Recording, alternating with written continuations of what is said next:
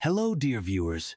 Today, we're going to talk about the life and career of Yagmur Yuksel, who has already become a prominent figure on Turkish television.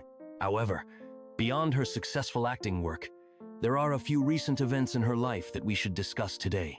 Yagmur Yuksel is known for keeping the details of her personal life private. She avoids ambiguous situations and scandals, preferring to stay in the background of her professional work. But, as often happens with public figures, gossip and speculation have found their way to her. One such topic that attracted attention was the on-screen couple Dilan and Baran from the series Bloodflowers. Fans began to speculate about a possible romantic relationship between the actors off-screen.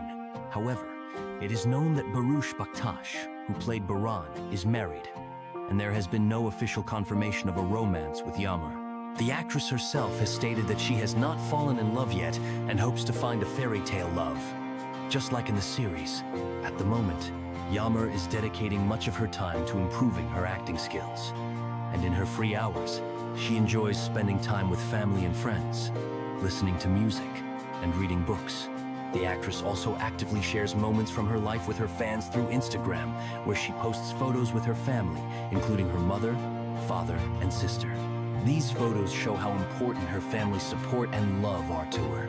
Unfortunately, recently, Yagmur faced a wave of hate and offensive comments directed at her. However, she decided not to stay silent and filed a complaint with the authorities, expressing her intention to protect her reputation in court. The actress's lawyer stated that several profiles spreading offensive remarks have already been blocked. Following this, Baktas also published a statement, saying that he would also protect his rights against those who publish indecent content about him. Thank you for joining us. If you want more news about Yagmur Yuksel and other favorite actors, don't forget to subscribe to the channel. See you soon.